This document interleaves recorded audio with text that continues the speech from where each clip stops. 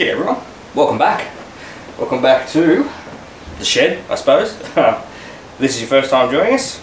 My name's Tim. Yeah, this is my shed where we basically muck around with anything and everything that rolls through the door. But today's special because it's new project day and I love, hang on, we can do better than that. It's new project day, but say, wait a second.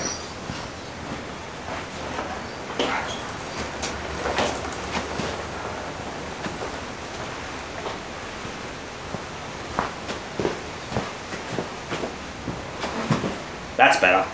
Today is new projects day. I got problems. I gotta stop buying things. But yeah. Oops. Alright.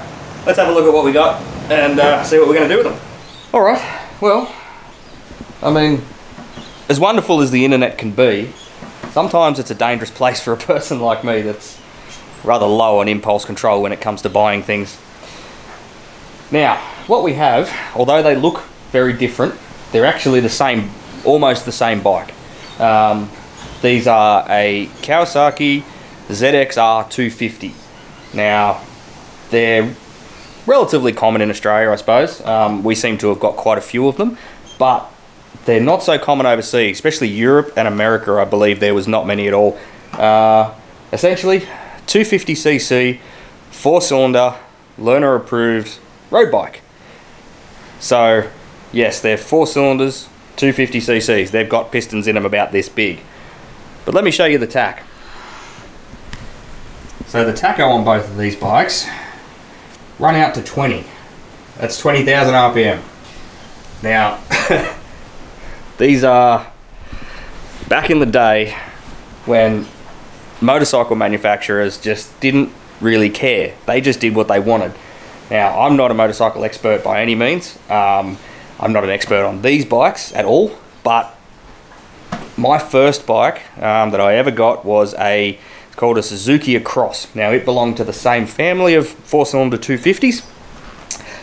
That bike was so much fun to ride, and I know for a fact that bike was not very, what would you say? It wasn't put out a lot all over the world. I know we got them in Australia, but I don't even know where else they came. Best part about that bike was the fuel tank was under the seat, and the fuel tank shell was actually converted to a helmet storage locker. It would take a full-size, full-face motorbike helmet. Best part of the bike. Anyway, I learned to ride on that bike. It was a great deal of fun. It only had an 18,000 RPM redline, only. But yeah, great fun bike to ride. Took it to a track day, had a lot of fun there. Embarrassed a few big bikes that, yeah, for some reason couldn't keep up. But anyway, ever since I sold that bike, as much as I like my big bikes, the little 250 bikes just really appeal to me. I love them. I love the fact that you can wring their absolute neck and they just don't care, and they want more. They're so much fun to ride and they sound fantastic. Which hopefully one of these bikes you'll get to find out in this video. This one, more than likely. Anyway, yeah, like I said, a lot of fun to ride. They sound amazing and they're small, they're nimble. And these bikes, the 250 Kawasaki variants, I don't know about, I know for a fact Honda, Yamaha and Suzuki all did their own. These ones in particular, I know in factory form, although you want a decent run up, are capable of getting over 200 kilometers an hour, which is what I think that's rather insane out of a 250cc road bike that a learner can ride. Anyway, so what have we actually got here? Well, this one, I only just picked it up today actually, and it come about because of the black one. Now, the black one I purchased off Marketplace. Funnily enough, it was actually a bloke I went to school with, didn't sort of know until I started looking at the profile, but anyway. So I purchased that one. Now, it's missing quite a few components. Nothing major, but yeah, some of the stuff's missing, so I need to address that. But I put a post up on Marketplace, or sorry, I take that back, on a forum. asking for bits and pieces. And I had a gentleman contact me. He said, I've got some of the bits you need, but they're all attached to a bike. And he said, I just want to sell the bike. The project had ran its course. And effectively, he just wanted to move it on. So I brought it.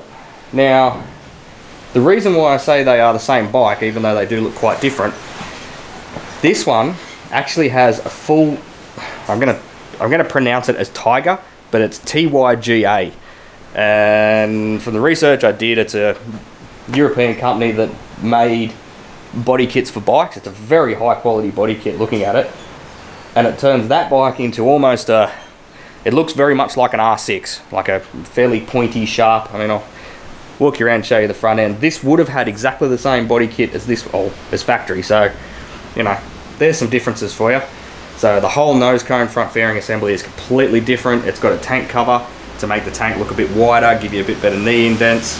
Like I said, the sides are different. It converts it from a pillion to a non-pillion. So we no longer have a second seat. There's a cap that goes over there. A few other bits and pieces. It also sheds quite a bit of weight, that kit, which we'll go into a little bit later, but that's going to be very important for that bike. This one, if the story is correct, and I apologise if it's not, if you are watching, his bike, rode it, no worries, and I believe he either dropped it or possibly had an accident. Again, I apologise if I got the story wrong. Went through and started to do a restore, get it all back together, which explains why there's some pretty new looking components. I mean, the chains and sprockets look almost brand new. The exhaust looks brand new. Whether it is or not, I don't know. It might just be refinished, but it sure looks new. Anyway, and then I believe just the project stalled. So, which happens. I mean, I've got lots of projects that have stalled at the moment. I'm sure if you went back a little bit in the playlist, you'd see a couple of them.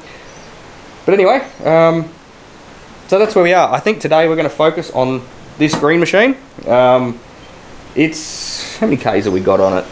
51,000 on that one, and 38,000 on that one. So this one is an 89, I believe, and this one's an 88. So this is actually a first month 88 bike.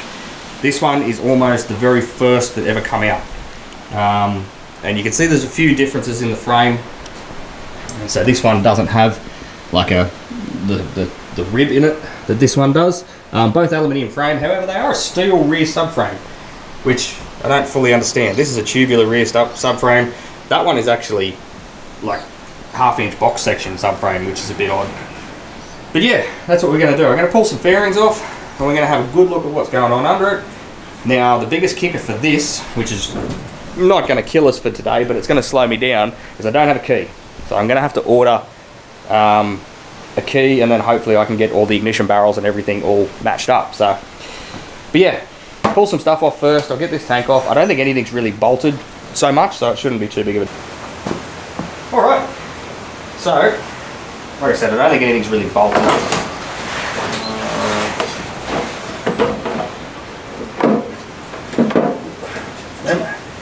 So these bikes, I mean, I'm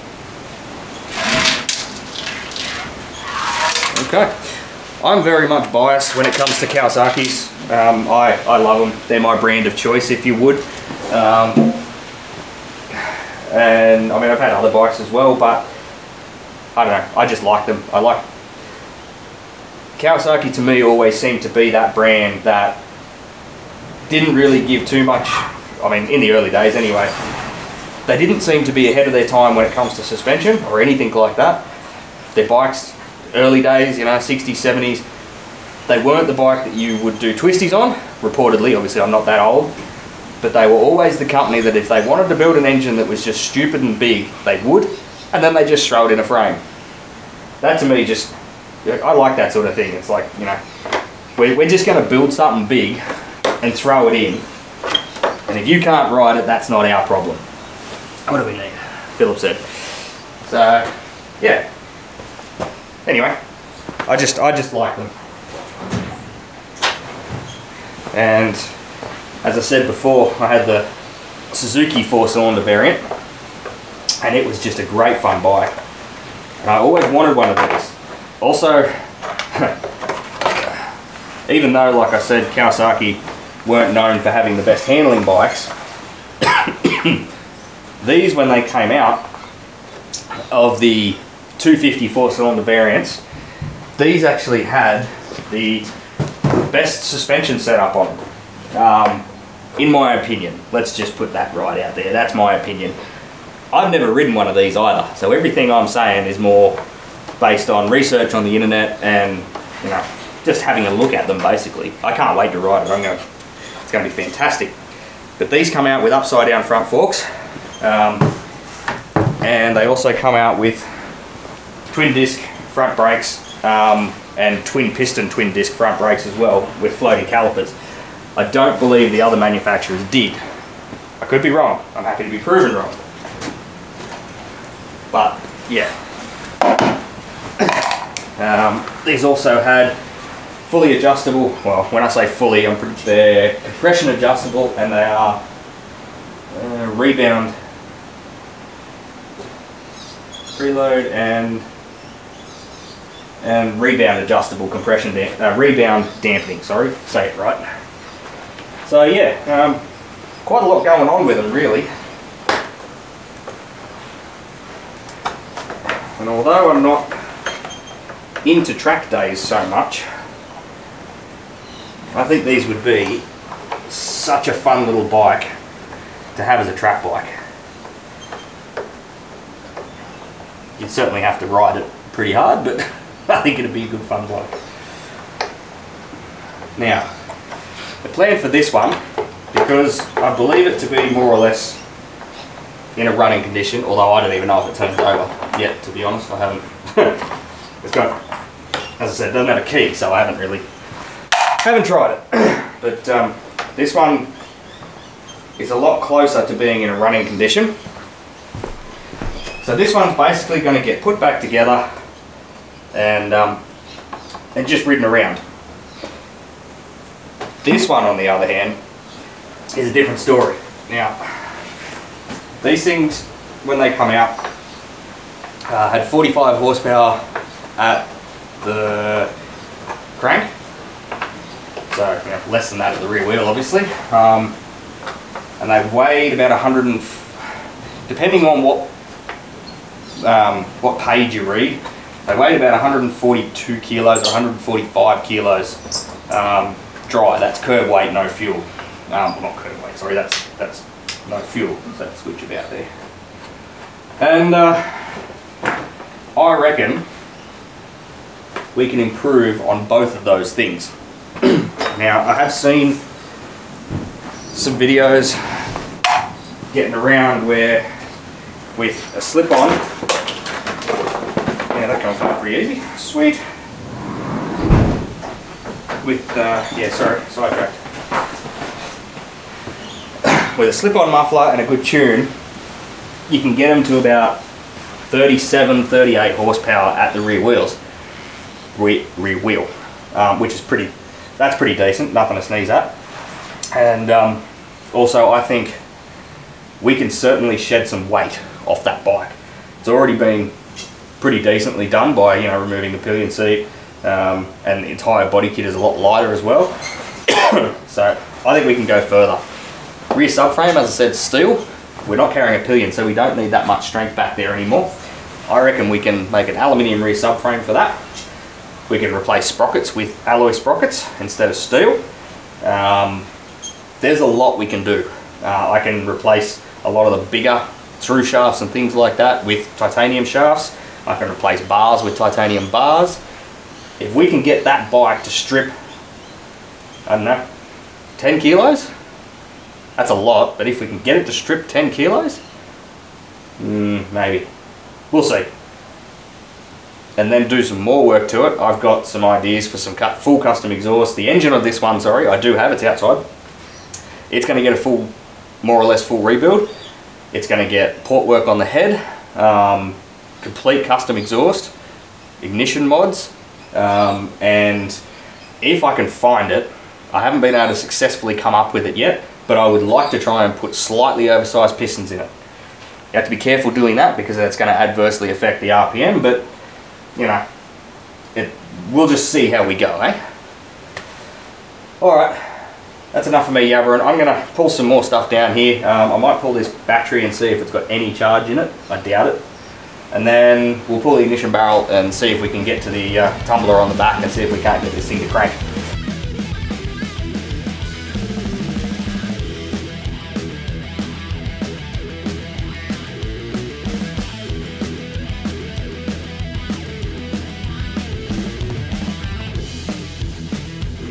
That battery that was in it was a bit low on water, but I'm not holding very high hopes. So what I've got is I've got a battery down there and some jumper leads. We're just going to see if I managed to abuse the ignition barrel a bit, so it moves. Alright, let's see if we've got anything. Oh, we do. Okay, so we got neutral light, everything. Now, does it spin over? I went through all the slides and that were locked, but let's see if it turns over. No, we don't. Do we need clutch in?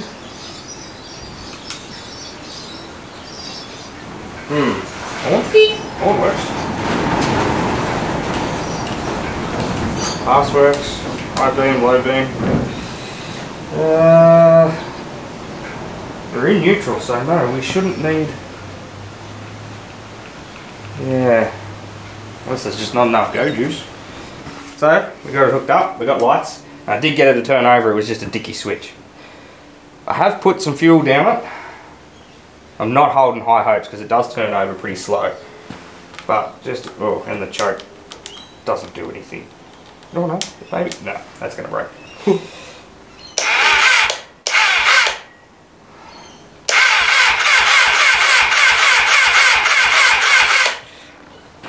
What have I got that I can...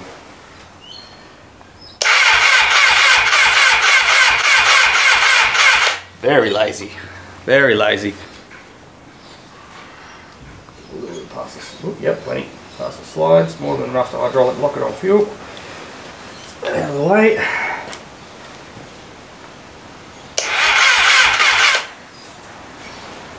Hydraulic lock it on fuel.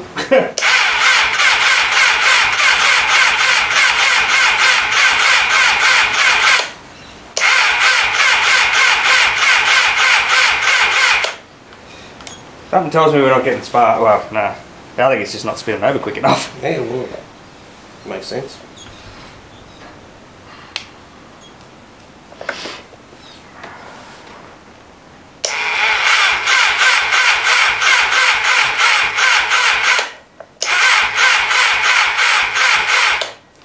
Alright, I might go through a few fittings and things. Bring it back. Alright, bigger jumper leads.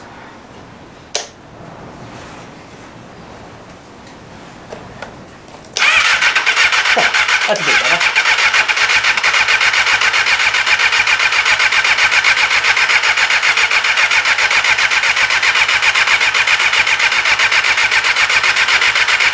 Not seeing much. I don't think we're getting any spark. Let me go with just a, you know, some's good, more's better.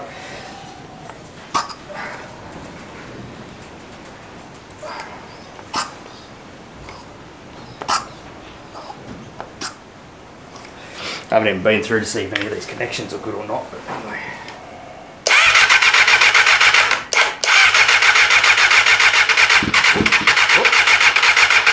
Come on.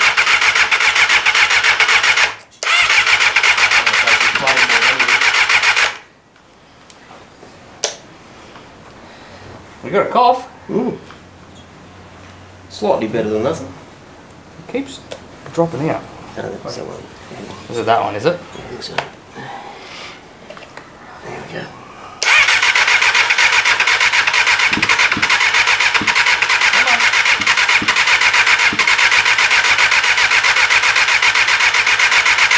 Alright. More it is.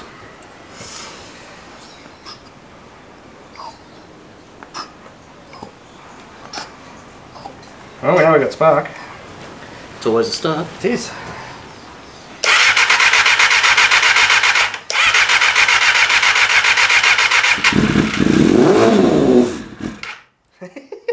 Glad I wasn't standing there. That was, you would have got smashed. Alright.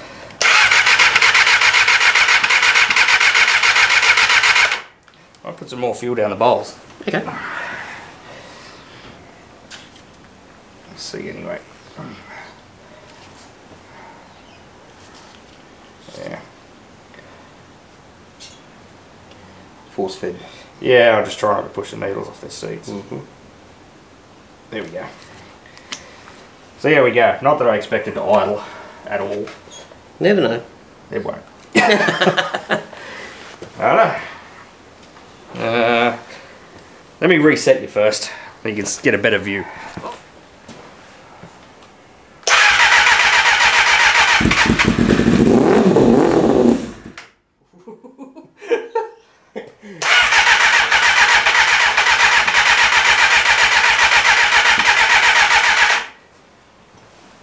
A bit more.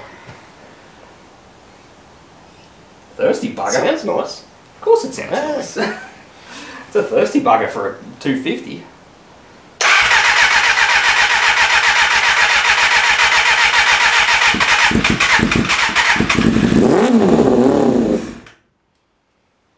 I think I might have to clean the carburetor. I think you might have to. One more for good measure. Right. Need more noise. And smoke.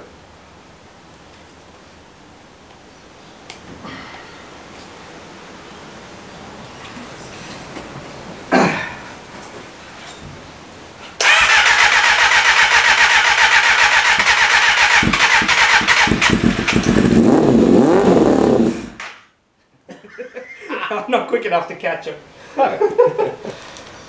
Well, There you it go. runs. Yep. Alright, well. Yeah. Cool. It runs. Very good. Alright, well we're going to leave it at that for tonight. I just had one hell of a backfire. So I think I've way too much fuel in there at the moment. Yeah, those carbies have to come off. There's absolutely no two ways about it. I knew it was going to anyway, but still, it was a bit of fun. So, I need to figure out how that happens. Because I got no idea at the moment, actually, if I'm being honest. Anyway, that's tomorrow's job. So we're going to pull those carbies off, and my neighbour actually has an ultrasonic cleaner. He was the one helping me here tonight, so thank you very much. I'm going to strip them and actually run them through the ultrasonic cleaner properly, and then reassemble them and put them back on. Hopefully that should actually get this to the point where it'll run and rev. The oil pressure light went out straight away, so that was good. And yeah, we'll keep moving on. For the second that it did run, or a couple of times, there is no top end noises or anything like that. It definitely ran on 4. It sounded like it ran straight up on 4, which is really encouraging. So yeah, starter mode is obviously pretty good. Anyway, we're going to shut it down for the night. It's cold and I'm keen to go inside, so we'll pick it back up tomorrow. New day. Got the carburetors off. That's the fuel, if you want to call it that come out of them. I pulled one bowl and I actually pulled one bowl while it was still on the bike. I thought, oh, you know, maybe can we get away with doing sort of a bit of a dodgy? No. As soon as I saw the state of the fuel that ran out of it, like, it's just nothing. I actually put fuel in and I know it took it. I just ran it straight in the intake, just under gravity, and it went in. So I don't know what was in the bowls, but anyway, it's just slimy and gooey. And also, if we pull, so this is the main jet. I already cracked it, so it's loose, but if we pull that, I don't know if it'll work, but it is just pure sludge and slime. So, and 100% blocked. So anyway, I'm going to pull all the bowls off, have a good inspection at what's in there, and see how far we want to go. I don't really feel like splitting the carburetors. technically I should do that to get them in the ultrasonic cleaner. Stay out. But I don't feel like it. There's O-rings in these transfer, or these balance ports and things, so that's fuel inlet, and there's O-rings in behind there. Now I know they will have a tendency to leak over time. I don't have replacements right now. I will get them, but it's just nasty. I can't even explain the smell either. It doesn't really smell like varnish fuel. It just, I don't know. It's just nasty. So anyway, no, it doesn't smell like two-stroke. I don't know what it is, but it's coming out. Yeah, I'm just going to pull the bowls, see what I can get from there. I'll pull the top caps, pull the diaphragms, make sure all the needles are in properly. This carb is definitely, this set of carburetors has definitely been apart before. There's a few screws and things missing, which, there's always an indication. There's a retainer screw here that sits on the choke slide, and it's not in there. Oh, stop leaking, far out. Anyway, I'll put you on time lapse to do it because there's not really too much to see, but if I do find something extra gunky, I'll bring you back.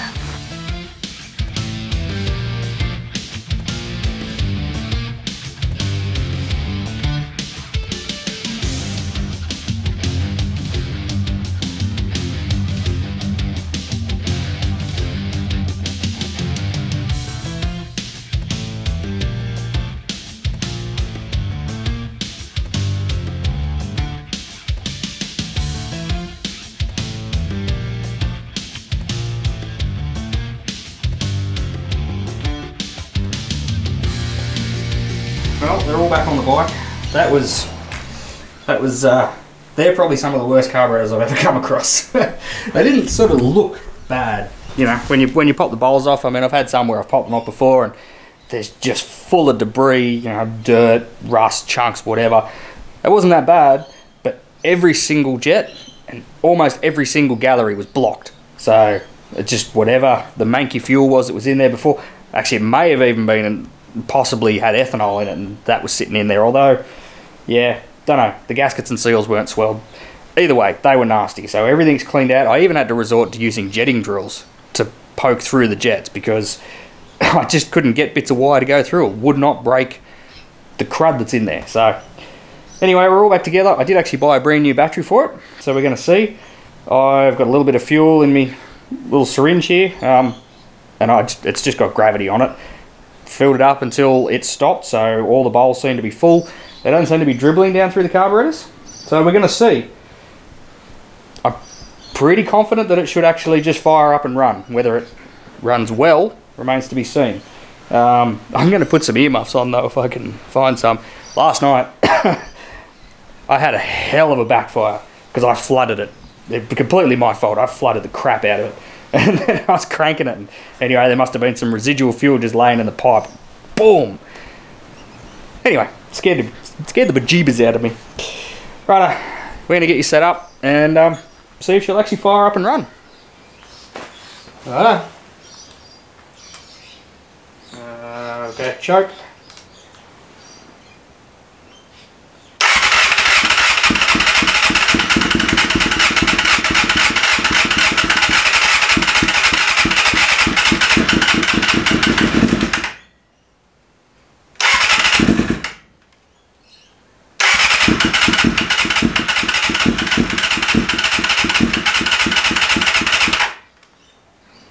Choke back on, I guess.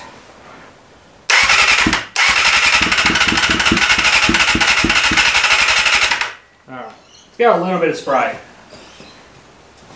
Not a lot, just a little bit.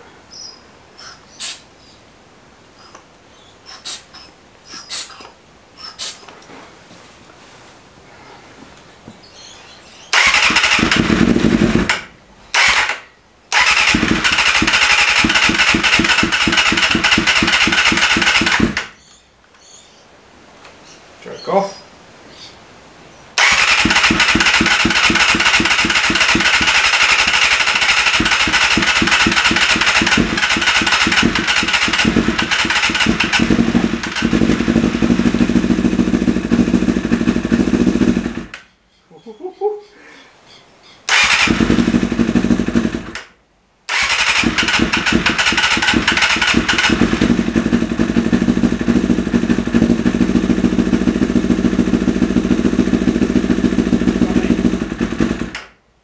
running on, I'm going to say 3.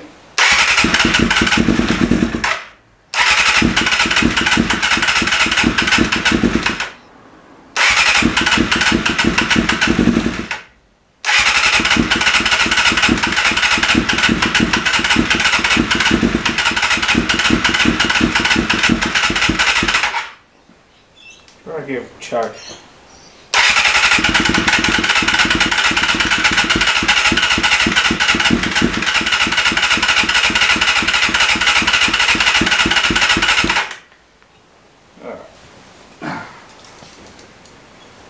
A little bit more spray.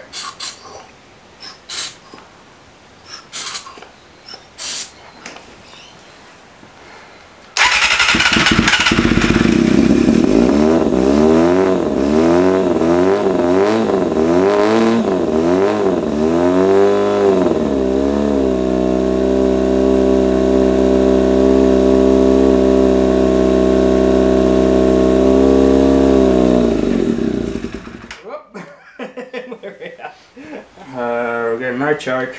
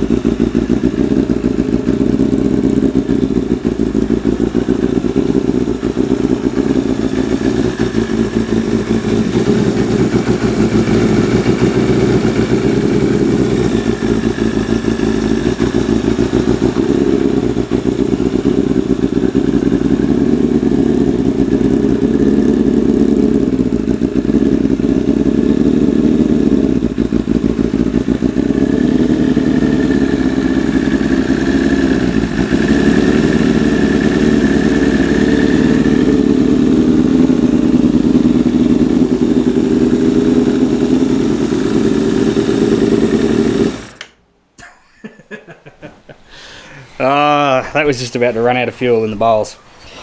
Well, that thing is going to sound ridiculous on the street. Ooh, where's my key going? Where did my key go? I threw it.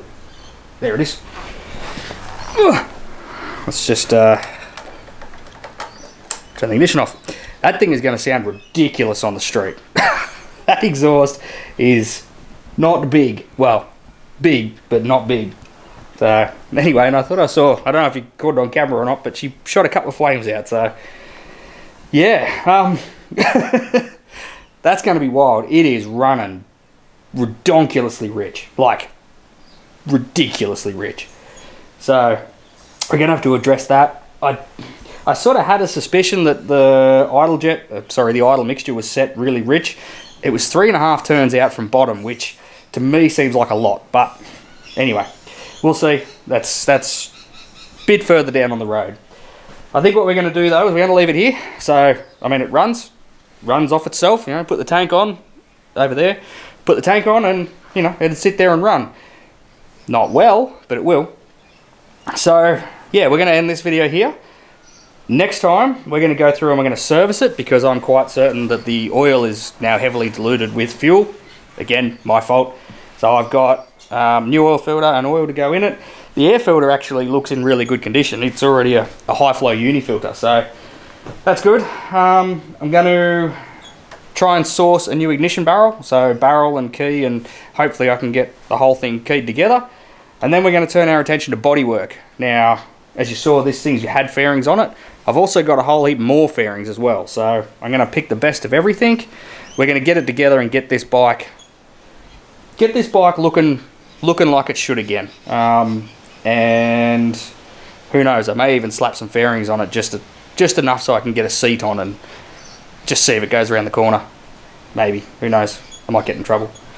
Anyway, yeah, I hope you enjoyed this one. We've got lots more to come. We're going to focus on the green bike first and get this thing to a point where we can ride it. Winter is slowly letting go of its grip, and you know, we're starting to get some much nicer days. Buddy, blow a dog. Try that again. Blow a dog off a chain today. It's, yeah, really windy, and so I wouldn't ride today. But lately we've been having cracker of a days. So yeah, want to get this thing on the road, regoed and running. At least then I got something to ride. That one is a lot of work, but I want that bike to turn out top shelf. You know, a lot of the projects I do, I get them pretty good, and you know, that's good enough for me. I don't want that bike pretty good. I want that bike schmick, and basically as good as I can do something with my abilities, I want it just right. Alright, that's enough of me yammering. This camera's getting heavy. I'm going to go inside and do some editing and put a video up for you to watch. So, alright, well, stay safe, and we'll catch you on the next one.